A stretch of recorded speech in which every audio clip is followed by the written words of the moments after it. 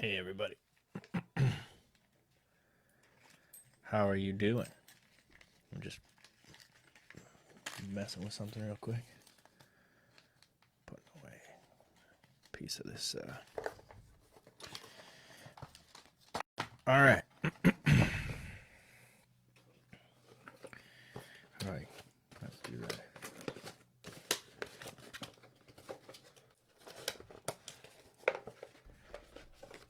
I cheated. I got a package, and I admit I cheated. I pulled it out already, but for the sake of being cool, I put it back in the box. So today I thought that we would take a look at a new bait. Not exactly a new bait. This is kind of an old school bait, to be honest with you. From what I hear, people call the spinnerbait an old school bait, but we're gonna take a look at the Basscrack Jigs or BC Jigs spinnerbait. Now, this is a bait that I remember talking to Steve Kruger, and I think it's Kruger, right? Let me check. Let me just make sure. Yeah, Steve Kruger. About like I can't remember if he came to me or I came to him. I think he came to me. He said, "Hey, if you want a spinnerbait, or what do you look for in a spinnerbait?" And I was like, "Dude, I freaking love a spinnerbait. I love spinnerbaits. I didn't use spinnerbaits because, for those of you who don't know, this is kind of what they look like. These are not BC Jig spinnerbaits, but these are just some spinnerbaits that I pulled out of my tackle box. Spinnerbaits are weird looking lures. A spinnerbait, this one is a Dobbins, I think. It's got like a jig head, jig skirt, the hook, right? And then you can put on different trailers. This is a Kitech, right? And then you get like these blades up here. All right, so you get these different willow blades. This is called a willow blade. You can get a Colorado blade with a willow blade. You can go gold, you can go silver. You can do all sorts of stuff. You can go double Colorado.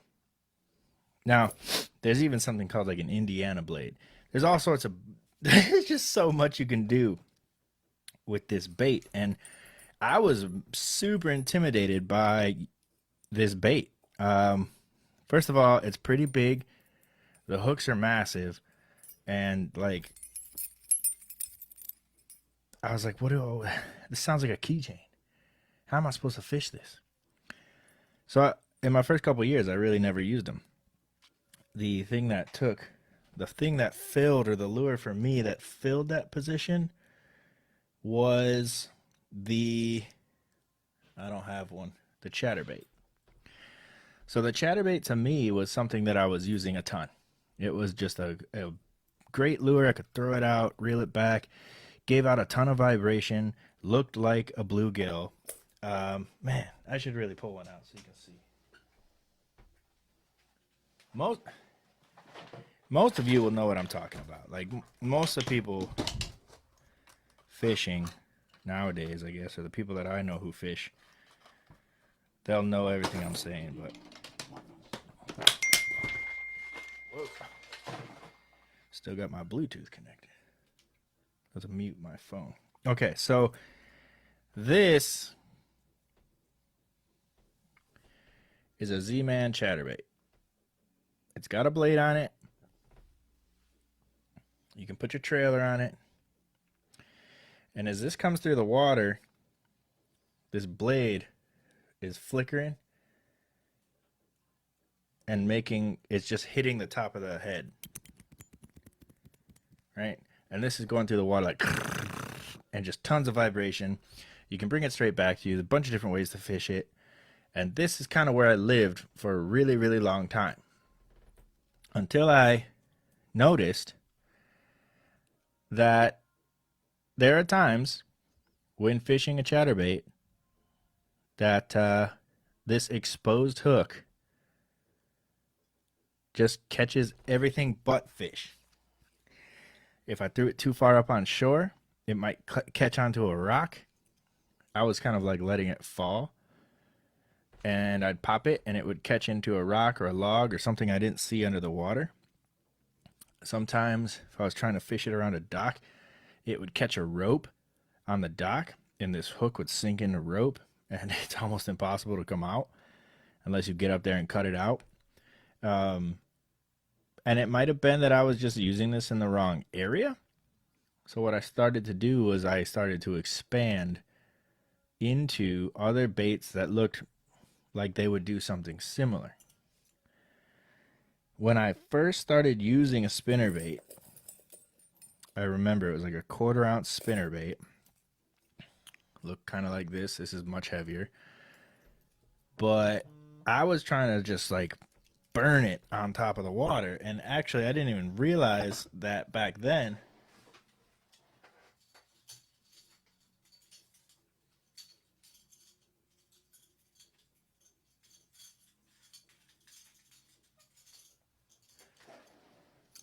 I was trying to use it like this bait. This is a buzz bait. Because in my mind, I thought that these blades should kick up on top of the water and spit water.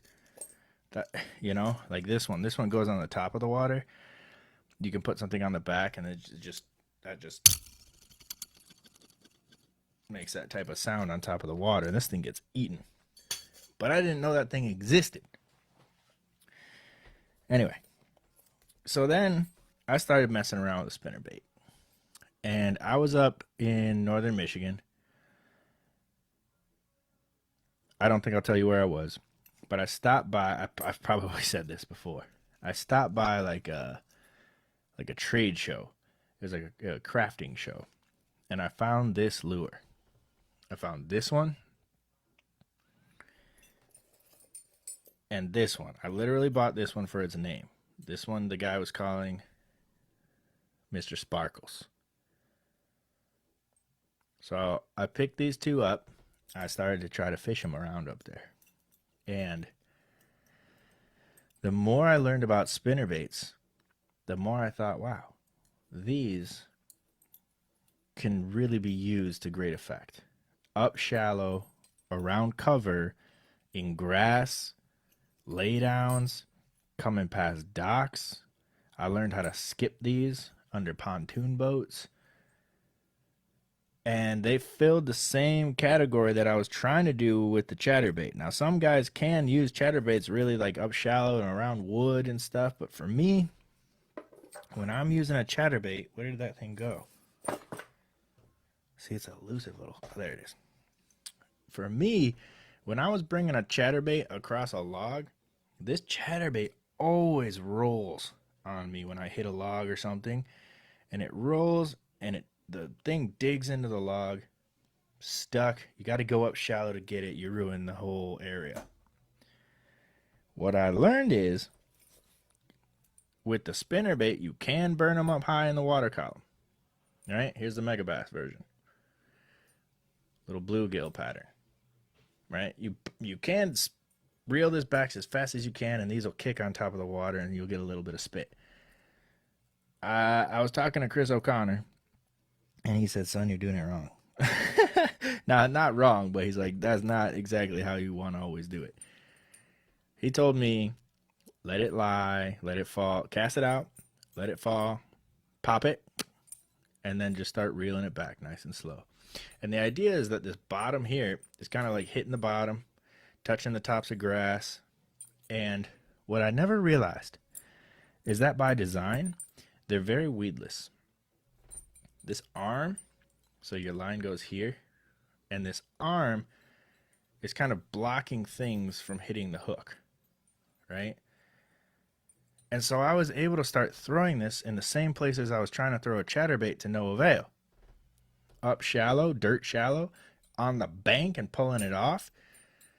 And the blades give it just enough resistance to keep it upright in the water.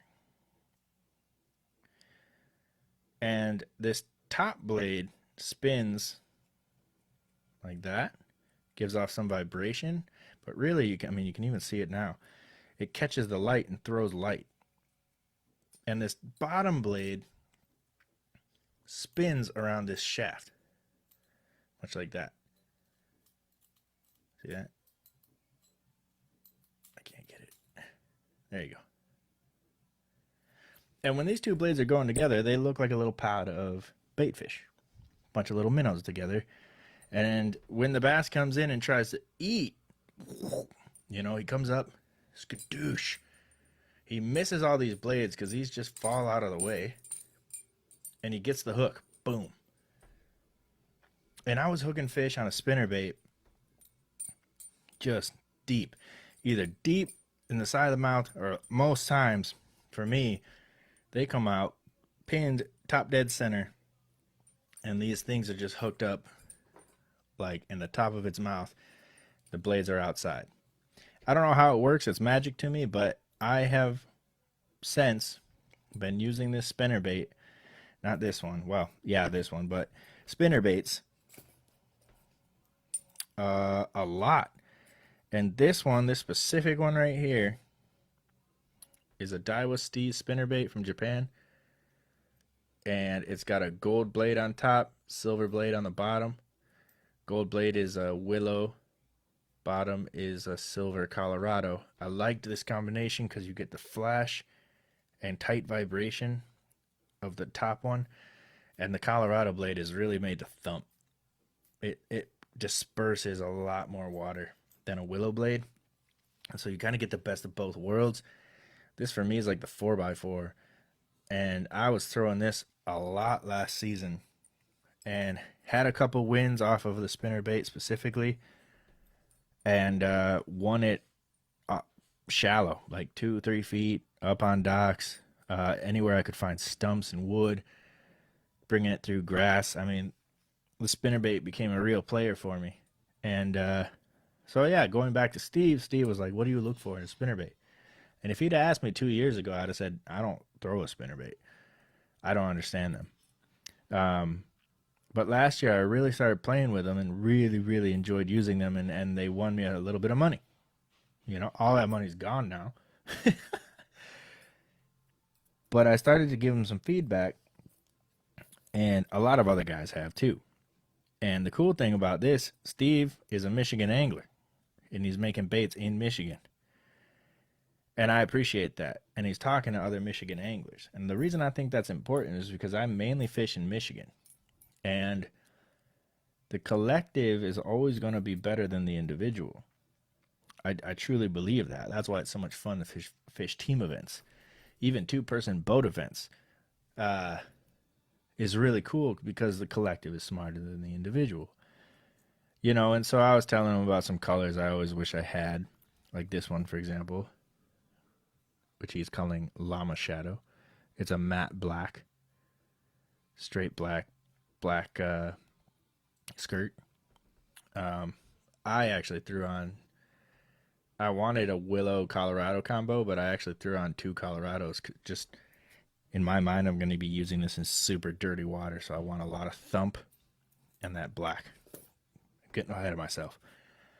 He was talking to a bunch of different Michigan anglers, and he started to develop this bait. Now, he started with jigs, but as he got into the spinner baits and started posting pictures, I was like, oh, that looks exactly like what I want to see in a spinnerbait. And it came out with this color that, the guy up north had whites and silvers. And I've always looked for like a black. This is so funny. This is exactly who I am as a human being.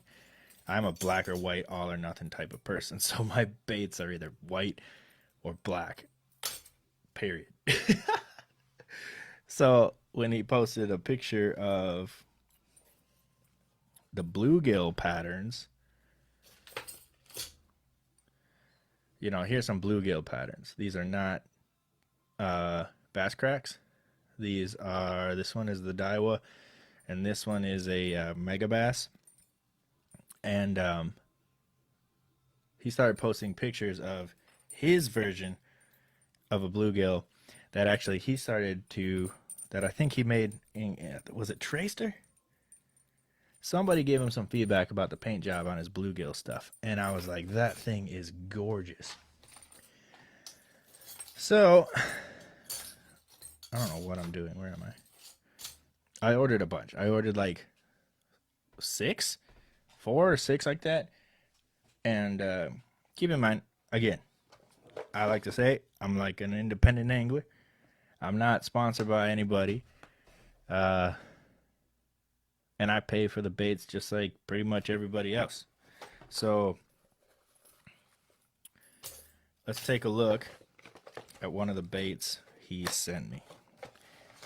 And what I'm excited to do is kind of compare it to the baits that I have been using already. I'm actually missing one of them. Oh, I already put it on the rod. Give me a second.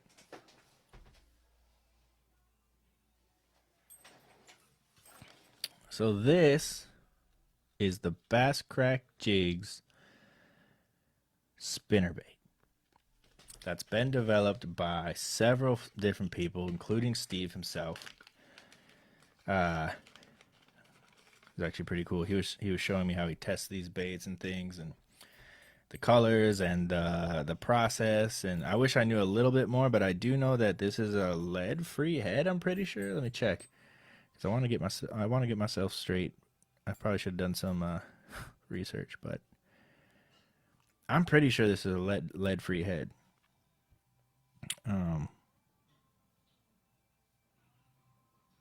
Gosh, he has so much on his website. Tube jigs, Neds, smallmouth jigs. Anyway, his website is basscrackjigs.com. All right, so this right here is the Basscrack Jigs. I believe this is a 1/2 ounce, and I actually forget what color this is. Obviously, it's white, but he has a name for it. The interesting thing here is if we look at it in comparison with the one that I've really enjoyed using, there are some differences, and I actually like these differences. So up north, he puts a rattle on there. I don't know how much that actually impacts the jigs or the spinner baits, but this is also, the style is called a hidden weight.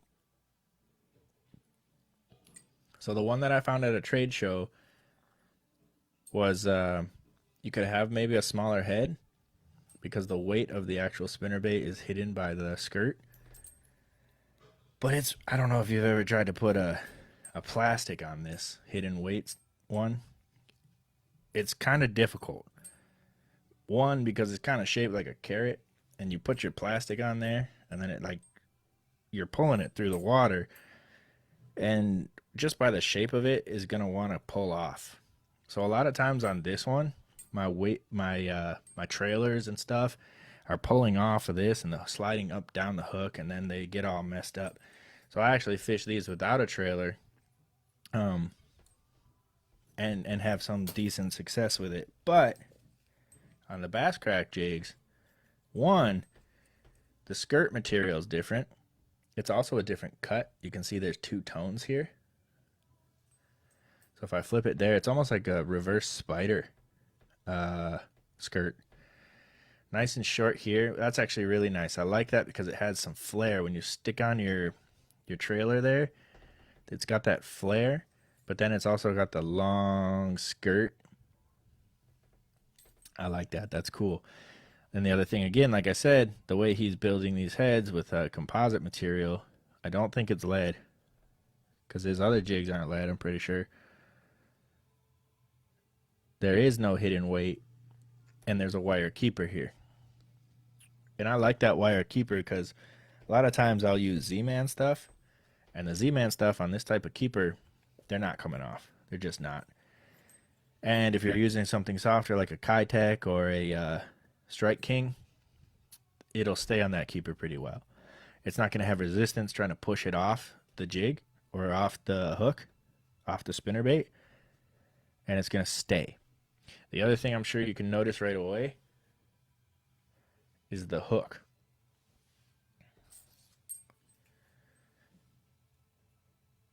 Up north's hook, round bend. I don't remember what type of hook this is, but it's got that V-lock on it. Actually, it says it on the pack, doesn't it? The Victory hooks. It's got that V'd, so when you stick a fish, it's not stuck on the round bend. It's stuck right there in that V-lock. So that's cool. I'm interested to see how that will impact hookup ratios when a fish does take it, and how I can get it to the boat. The other thing that I really like is, let me pull the Dobbins out. The Dobbins,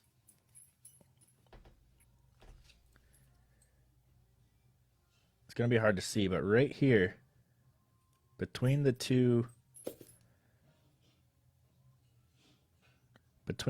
blades is a plastic separator. And you can already see that this plastic separator is starting to get torn up.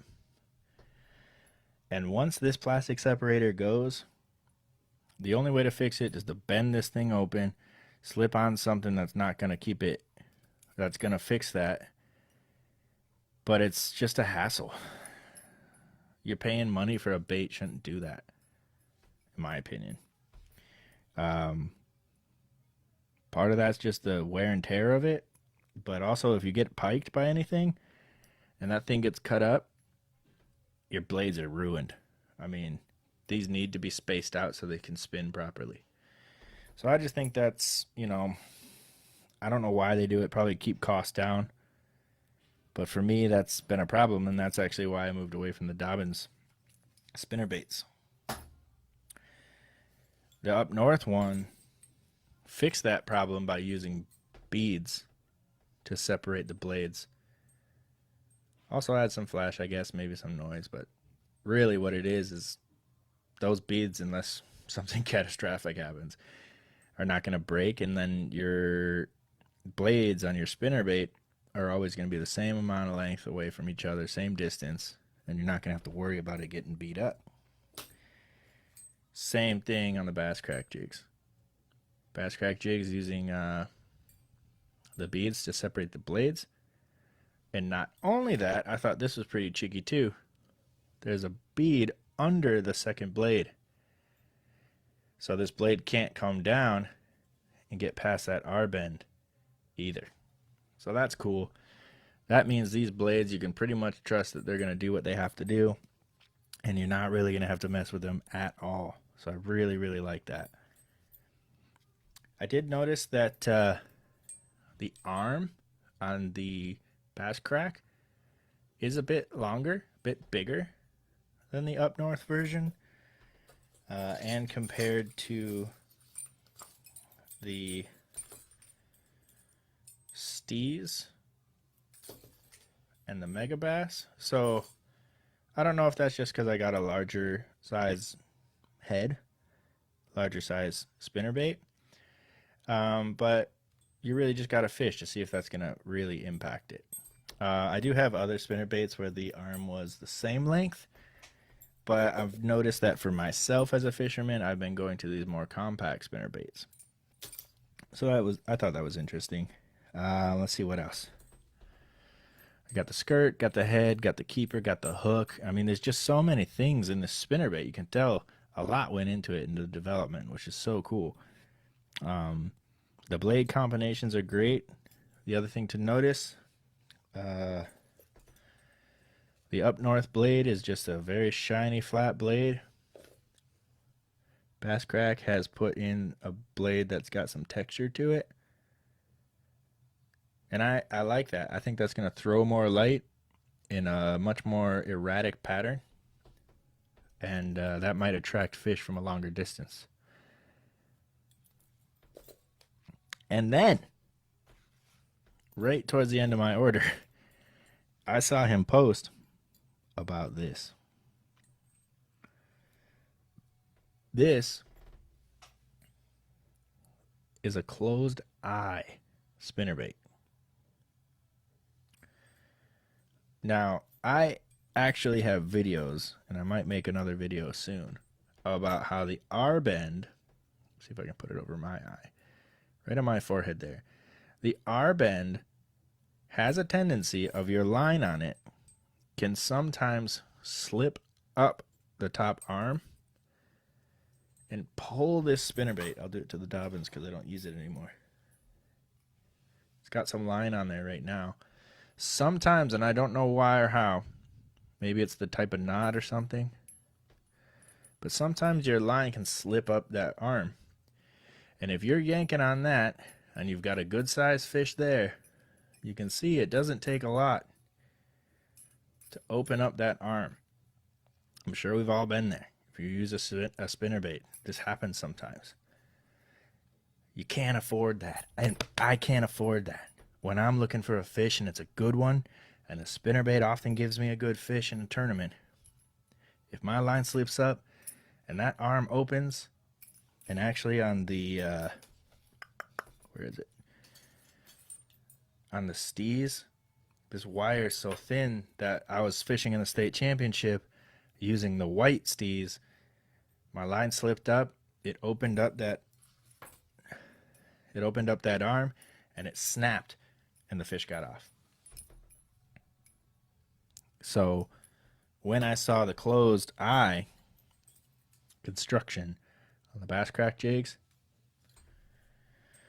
I was like, okay, let me order a couple more of those. Now, there is a trade-off. There is some people on online who say that this will not run as straight because you've twisted the arm to make it closed.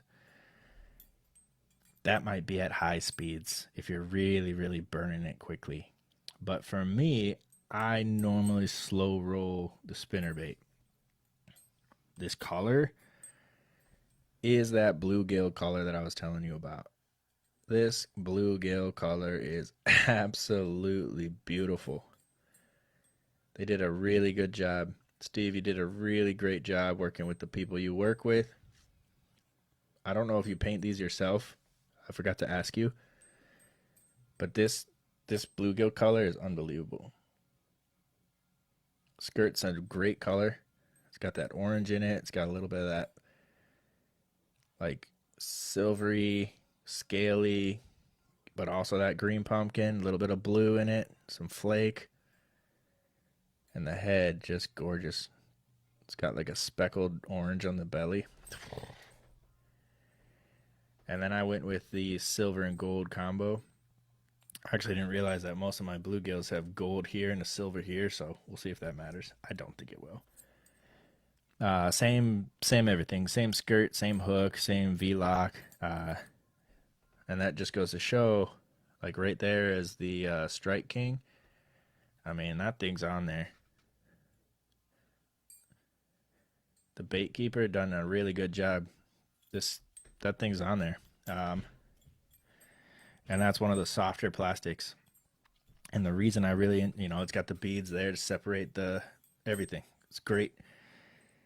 And the reason I like that closed line tie is now when you go to, put your line on there, it's not going to be able to slide up the arm and open up your spinnerbait. You could put braid on this if you wanted to. You could boat flip a fish with this, I think. I haven't tried it because I've always been scared to break the arm and lose the fish. Not anymore. So that's something to think about. Pike fishermen too. I've read online that the pike fishermen like the closed eye. You got more power with the closed eye. So, to me that means heavier fish, more confidence when you hook up on a fish. You have good confidence with the closed eye and then the V-lock hook. So this model of the BC Jigs spinnerbait, highly recommend.